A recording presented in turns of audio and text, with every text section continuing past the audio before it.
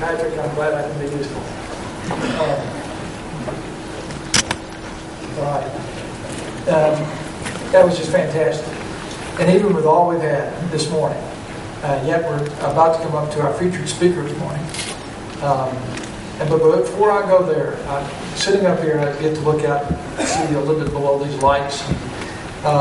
And I noticed someone here that in all our acknowledgments this morning, people we should thank, that we left out. And I want to make certain I correct that oversight before we go any further. Look out there, Blake Wilson sitting there on the front row. And the Mississippi Economic Council was an incubator of the Mississippi Energy Institute in the early days. We wouldn't be here without their help. And frankly, without Blake's foresight, which he does for so many other economic endeavors in the state. And Blake, I want to thank you.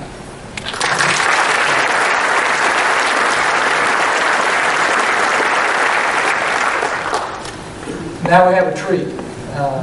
We have the next, the featured speaker of the morning for our morning session. And I've got the privilege of introducing Tom Fanning, who is the President and Chief Executive Officer of the Southern Company, and is Chairman of Southern Company as well. Mr. Fanning has worked for the Southern Company for 29 years, as most recently as Chief Operating Officer, where he was responsible for the Southern Company's generation and transmission, engineering and construction services, research and environmental affairs, system planning, and the company's competitive generation business units. He was also responsible for leading Southern Company's efforts on business strategy and also served as Director of Southern Nuclear. Mr. Fanning has served as the company's Chief Financial Officer. Prior to assuming the role of CFO, Mr. Fanning was President and Chief Executive Officer of Gulf Power. During his career, Mr. Fanning has held numerous officer positions with a variety of Southern Company subsidiaries in the areas of finance, strategy, international, business, development, and technology. To say he is not a well-versed speaker in this area is an understatement of great proportion. I want to talk a little bit about his company. Southern Company is the parent of Mississippi Power Company, therefore well known to Mississippi, which serves electric power to much of the southeast Mississippi. Mississippi Power has received high marks for service, ranking #1 in the 2012 Customer Value Benchmark Survey, which measures customer perceptions on 8 key business drivers. But just don't take my word for it. We just mentioned Katrina. Look at Mississippi Power's record of service there. In the decimation of Hurricane Katrina, Mississippi Power had power restored to anyone able to take it within 12 days after the storm. A remarkable achievement for all of those who hear. We know what that was like to get that power back up and what it was like without power. We all remember that. Southern Company, through Mississippi Power, currently has a project under construction in Kemper County, which will bring cutting-edge clean coal technology to rural Mississippi, which will set new standards for the nation and the world. That project is being built by Mississippians, for Mississippians, and using a Mississippi resource, lignite, and is already creating thousands of jobs. Nearly 12,000 direct and indirect jobs will be created during the construction process. More than 1,000 direct and indirect permanent positions once the facility opens will be created. About 270 Mississippi companies have a significant role in the construction of the plant.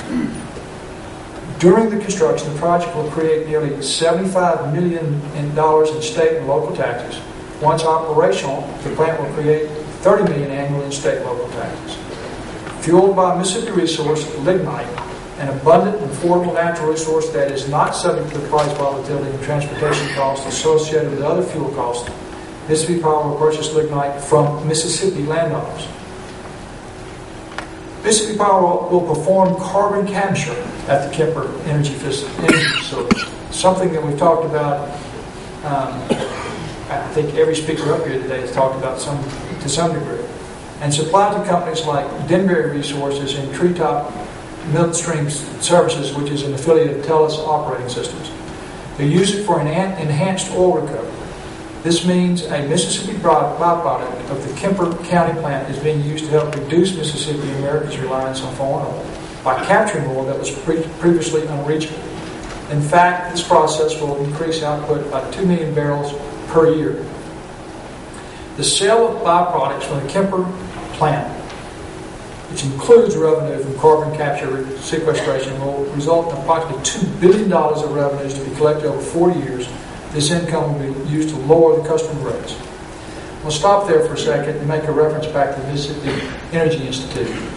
The carbon sequestration technology that's being employed in this particular plant is actually enabled to some degree, slightly, by the efforts of Denbury and Tellus, two of our members in the Mississippi Energy Institute, who have been very great contributors, working hard with Mississippi Energy Institute, and then with the Mississippi Legislature 2 years ago, then Governor Barber, Lieutenant Governor Bryant, my recollection, Philip Gunn. I could probably go right on through a number of others to bring forth a statutory system for legally dealing with carbon sequestration. So Mississippi Energy Institute is very proud to see the actual in-place economic benefit of state policy being directed towards a very great new technology to make coal into energy a clean technology. You can see the Mississippi Power and its parent Southern Company are another great example of outstanding energy companies and utilities we have in Mississippi. Our state energy companies are forward-thinking, committed corporate citizens, community leaders, and that are committed to guaranteeing Mississippi has a safe, reliable, and American, in this case, Mississippi energy resource available to us both now and for our children and grandchildren. With that, I'd like to introduce to you our featured speaker for this morning, Tom Fanning, President of the Southern Company. Tom?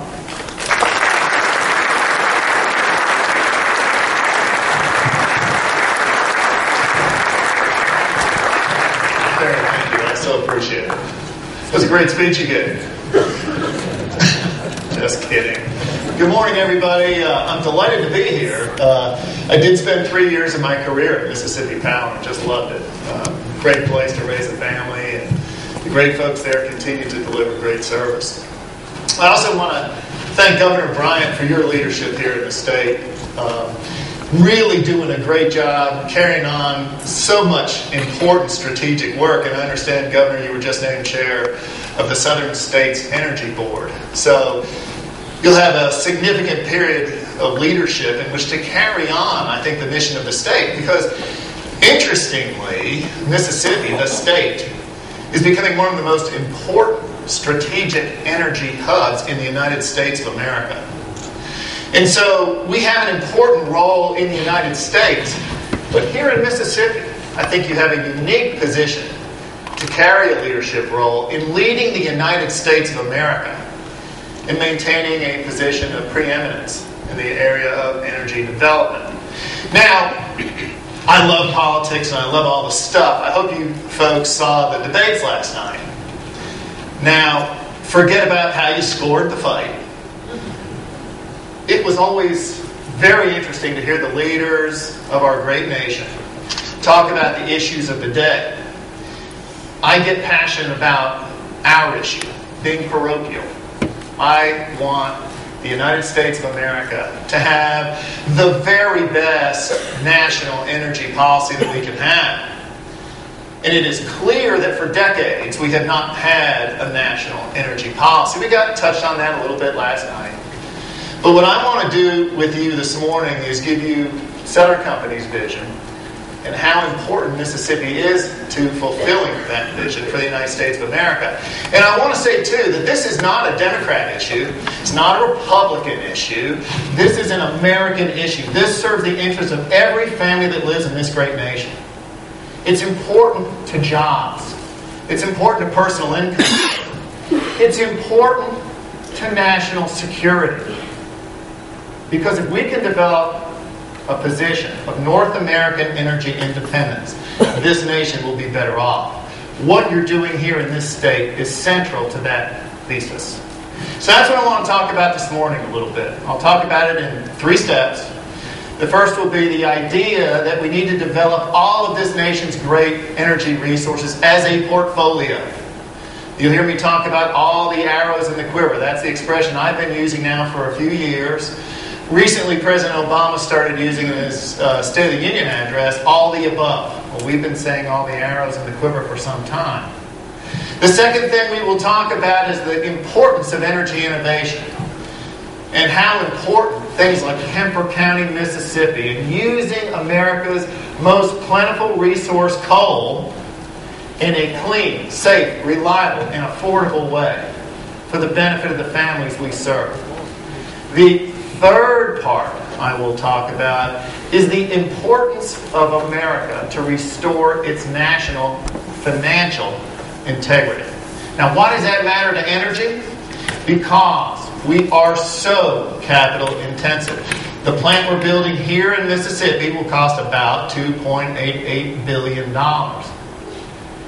When I talk about the full portfolio that Southern Company is leading, and the only one building out the full portfolio in America is Southern Company and its host companies. We have committed over $20 billion to making that portfolio come to fruition, representing over 250,000 well-paying jobs.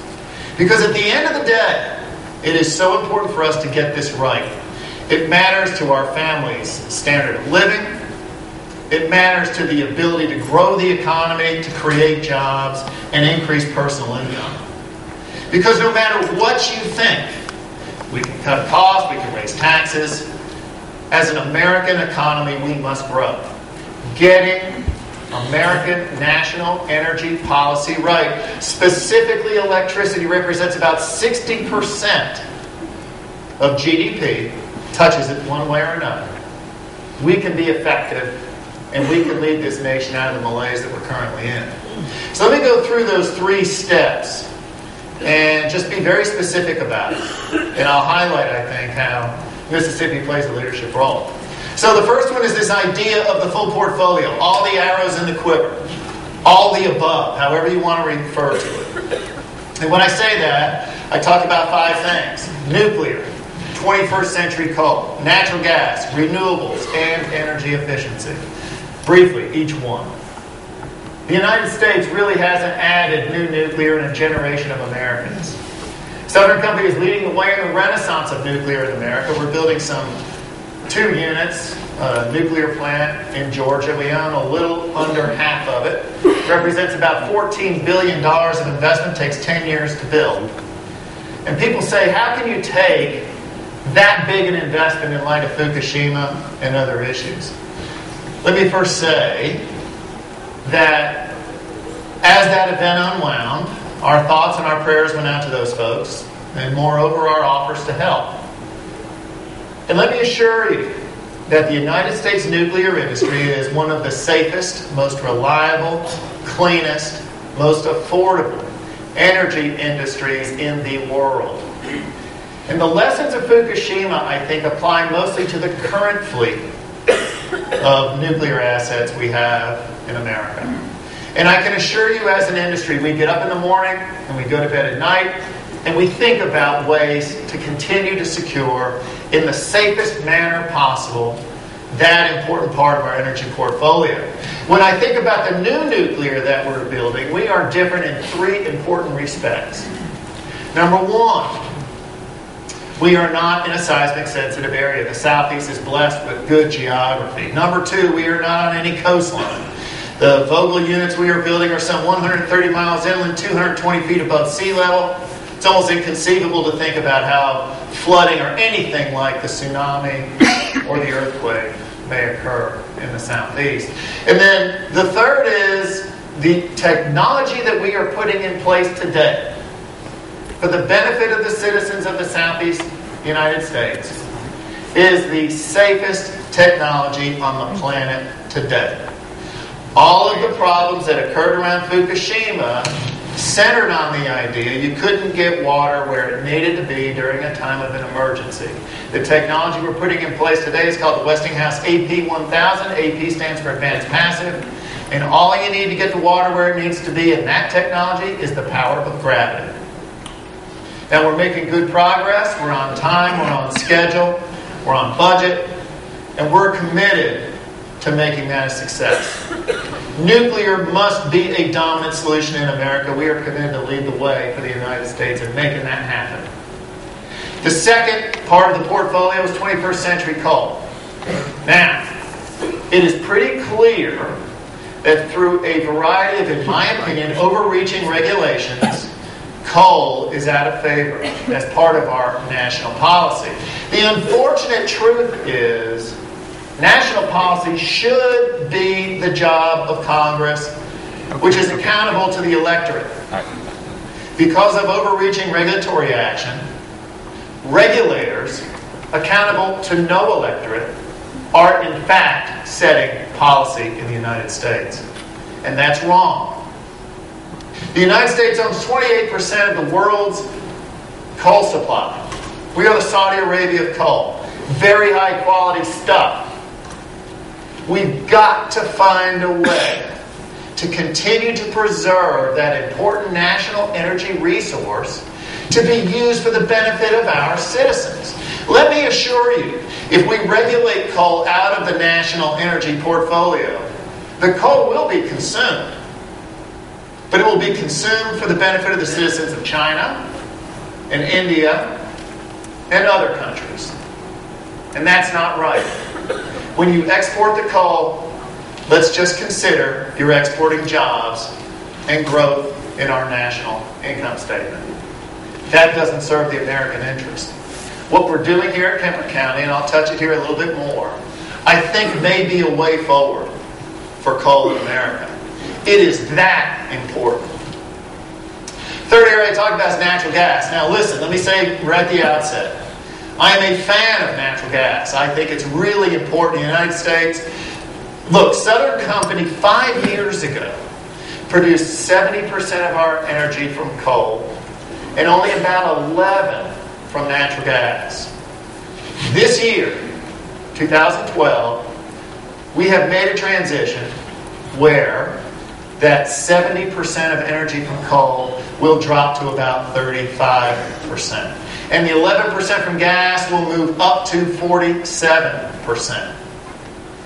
And that's a great big deal. Southern Company is one of the largest companies in America in our industry.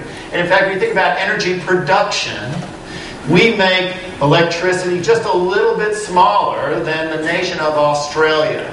That's how big we are. For us to make that move in that short a time is remarkable. Everyone else is rushing to natural gas. And I understand that. There's been terrific kind of innovations in delivering, exploring, and getting out of the so-called tight gas, shale gas formations, a plentiful resource. But let me say this to you. It is not a panacea. It is not the answer to all of our energy issues. As you all are probably stockholders in the market, my own son is 23 years old and he knows everything. Even he would say, as I pick out a portfolio of stocks, I'm not going to buy just Apple. I'm going to diversify my investments. It's the way you should think about national energy policy. And while I love natural gas, and while the United States is moving to natural gas, there are 5 quick reasons, I'm just going to skim over them here, why you must be at least a bit skeptical in our rush to that resource. And remember, we're doing it too. 5 reasons, real quick. We've got to resolve the environmental question around fracking. Number 2, we've got to think about building out the infrastructure, pipelines and storage, that support the new natural gas finds that are being developed all over the United States. Number 3, we have an historic decision to make as a nation about exporting. We know that natural gas in Japan is about $16 to $18 per million BTU. I just returned yesterday from Europe.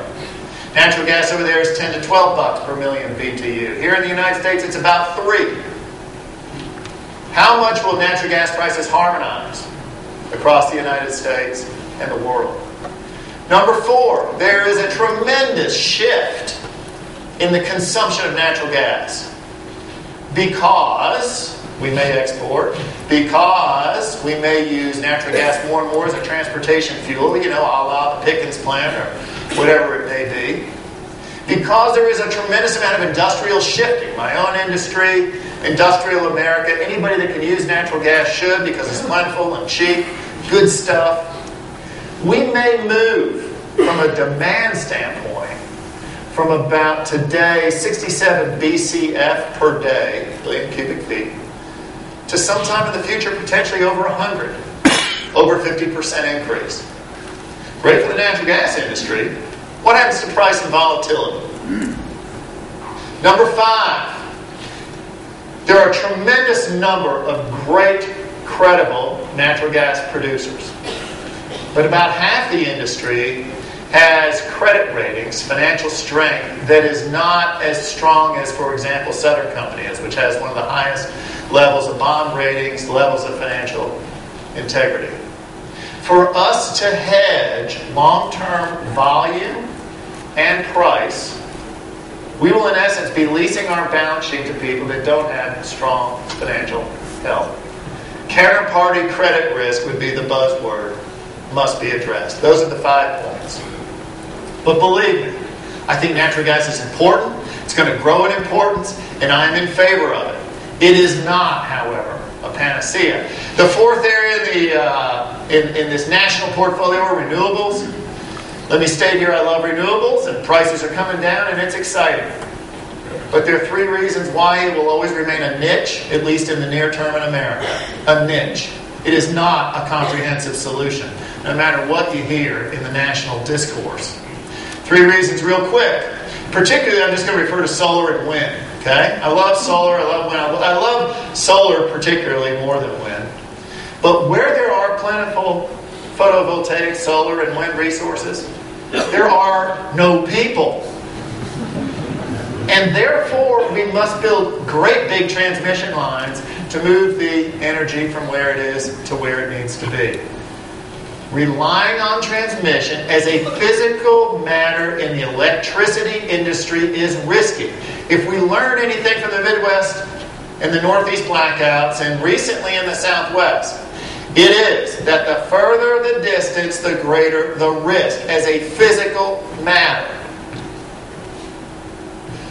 Number 2, it is an intermittent resource. What do you do when the sun doesn't shine and the wind doesn't blow?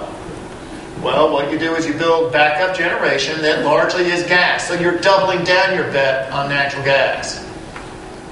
And then number 3, this is an industry that exists almost exclusively because of federal largesse. Tax credits and a variety of other things. And we know how challenged we are as a national economy, as a matter of our national financial integrity. How long can we as a nation afford to pick winners and losers in that manner? Renewables are important. Southern Company's investing in solar. I like it. We're buying some wind energy. I like it. It is not a comprehensive solution. It will never displace, in my view, at least in the near term, nuclear, coal, and natural gas. Finally, energy efficiency is the 5th part of that portfolio. It's important. The cleanest kilowatt hour, the cheapest kilowatt hour is the one you never consume. And sometimes in my industry, people treat that as, oh man, don't do that because that means we sell less of our product. Baloney. In my view, if we can make our product, electricity, more efficient, more cost competitive, then we can displace other forms of energy, and we can play offense in that environment and in fact sell more. A great example would be electric vehicles or the whole hybrid industry or a whole variety of other things. We've got to learn to play offense in an energy efficiency environment. So that's the portfolio. Nuclear, 21st century coal, natural gas, renewables, and energy efficiency. The second part of national energy policy I want to raise with you is this idea of energy innovation. Think about how the United States has led the world economy in things like IT. You know, at one time in my career, I was the CIO. You guys know what CIO stands for, right? Many days I thought that stood for career is over. Very hard job. But look at what a great job the United States has done with Microsoft and Google and Facebook and everything else there. I mean, think about how we've innovated and grown an economy. Why should we as a nation take a backseat to anybody on energy innovation? You know, it's interesting. In my industry, Southern Company is the only company that invests in a robust way in proprietary research and development. Now, everybody else uses something called EPRI, Electric Power Research Institute. I used to be vice chair of that. It's a great organization. It essentially is a research co-op. But it's not punchy enough. It's not proprietary. And what we've been able to do by being invested in research and development as a single company since really the late 60s is work on solutions that will serve our customers' interest well into the future. And in fact, the technology that we're using in Kemper County, Mississippi is an outgrowth of something that started in the 70s when we had the oil crisis. And we were looking at ways to take coal and turn it into a liquid fuel. Well, now we're using gasification. And in fact, we can take this native Mississippi resource that otherwise goes unused. We can run it through our technology we developed along with Kellogg Ground Root. We can gasify it. As we take the synthesis gas off the technology, we can put filters on there. We will capture 65% of the CO2. We'll take the CO2, it's not a waste. It has tremendous value. And we'll use it in enhanced oil recovery, push it underground, and push out more oil. We'll take the remaining synthesis gas, run electric turbines, and we'll produce more electricity. Imagine that.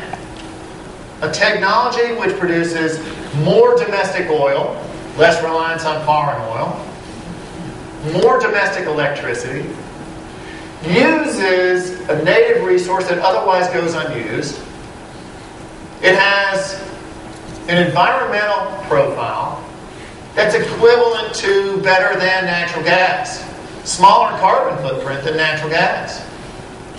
Has an economic footprint equivalent roughly to a nuclear plant. Big capital cost, I get that. But the energy coming out of this technology will be super cheap. And when you think about the value of the CO2, it pays largely for a lot of the fuel that we will use. That's why the energy is so inexpensive. This is a home run, not only for the state of Mississippi, but for America, for the world. Do you know this technology Southern Company is currently leasing in China? We have beaten the Chinese to the punch on innovating around coal. And that is important from an American security interest, that we take a leadership role.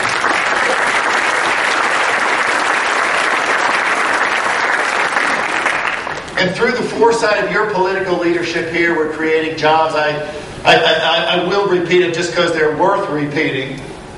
12,000 jobs, direct and indirect, during construction. 1,000 jobs while it's under operation. $70 million of state and local taxes while it's under construction. $30 million a year for the life of the plant. Think about that.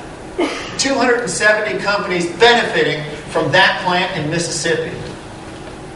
This is not just about national energy policy. This is about our economy and jobs and the welfare of the citizens that we serve. Families in Mississippi are better off because of the Kemper County plan. And I thank you for your support.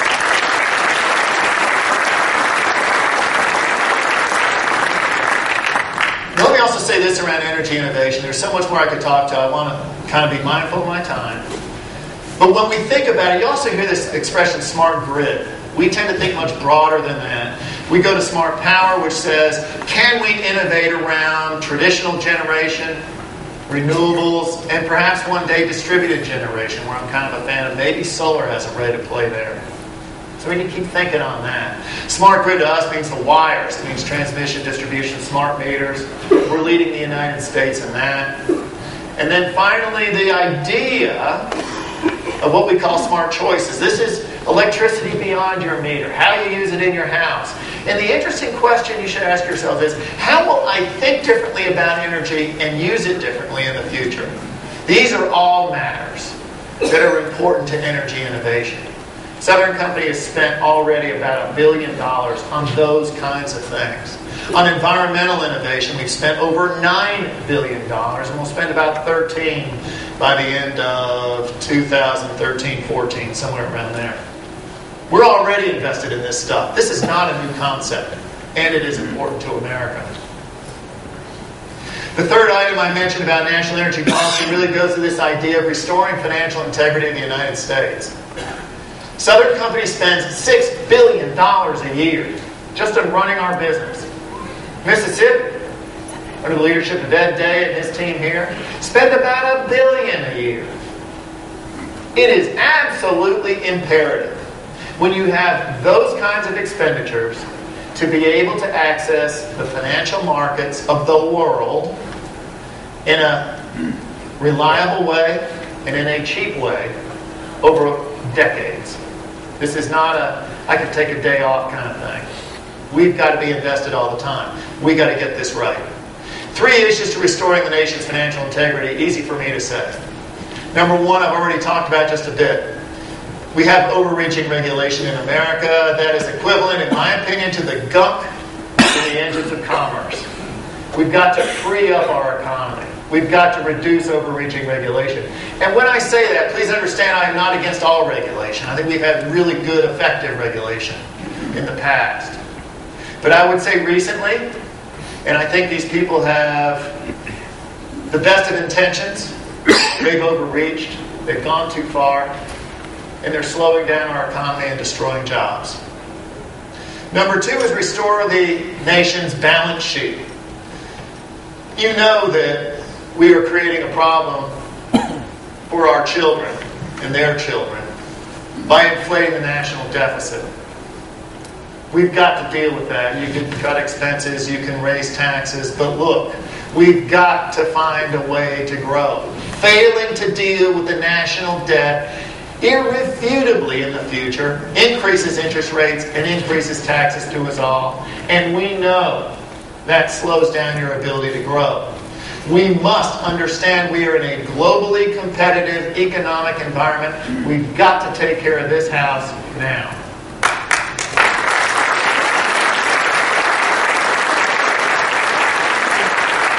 And then the third area of restoring the national financial integrity is a little wonky, but what the heck. It is the idea of tax policy.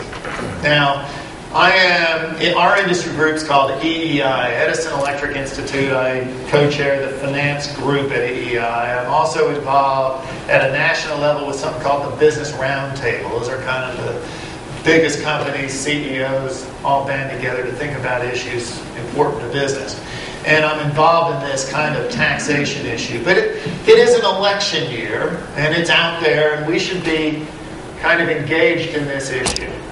Here's where I stand, and I can say this as head of Southern Company, that I would be willing to trade every tax benefit we get, investment tax credit, accelerated depreciation, production tax credit, alternate fuel credit, you name it. I'll give them all away in exchange for a lower corporate income tax rate. About 25% is our math.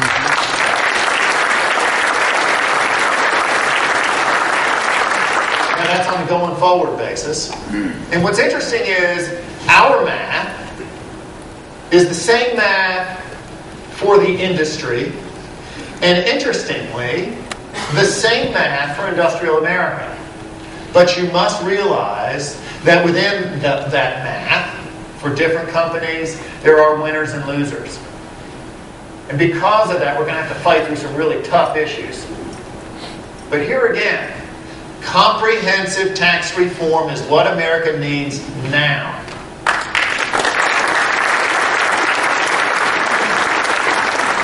Stepping down below that is just another little passion of mine, but it's 2 other issues.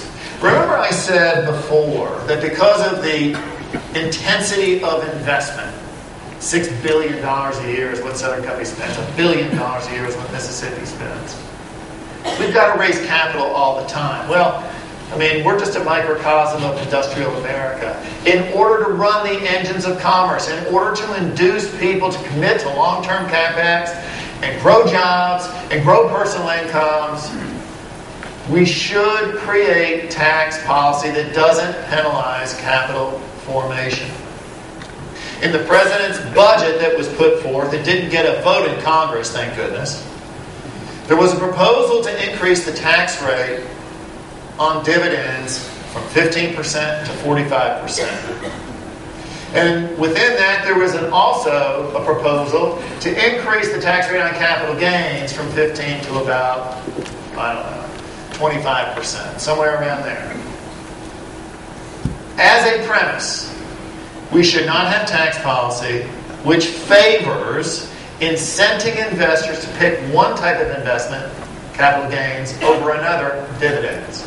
As a premise, create parity in the tax rate, keep them the same, between dividends and capital gains. And in order to induce people to, as companies, to commit to CapEx, and as investors, let's keep those rates as low as possible. Don't tax growth.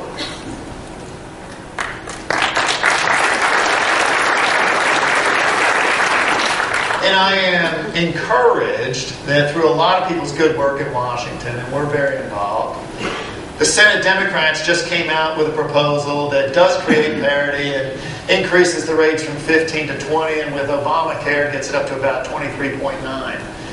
I still want that rate lower. I'd like to see 15%. What if it was zero? What do you think the stock market would do? Wealth creation. What a concept.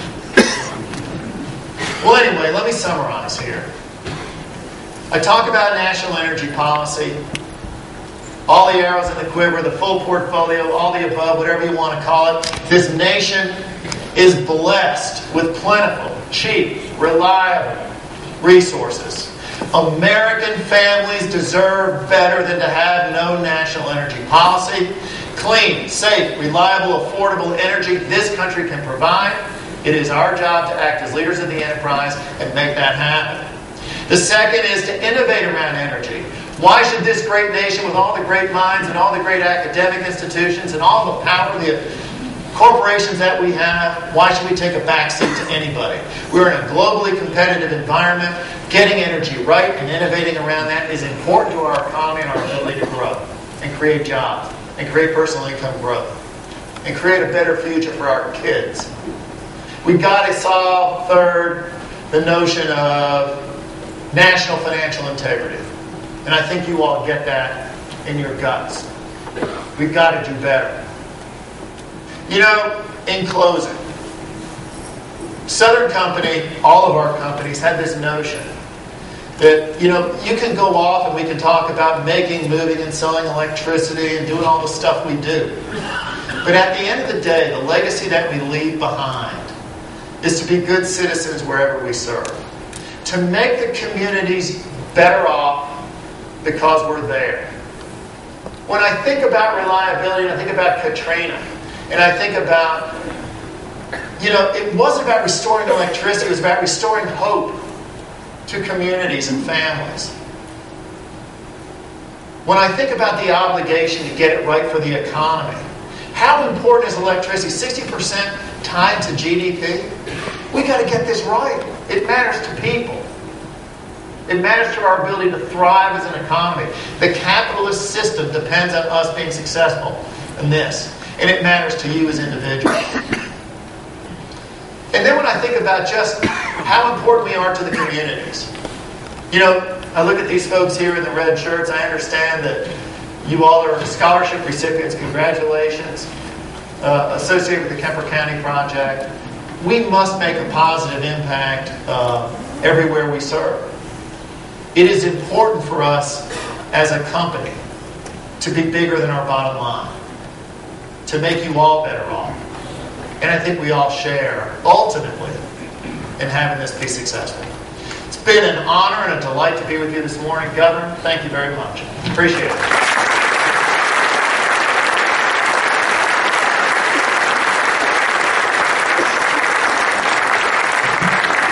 Thanks for traveling to Jackson today. How about some applause for all of our speakers as well?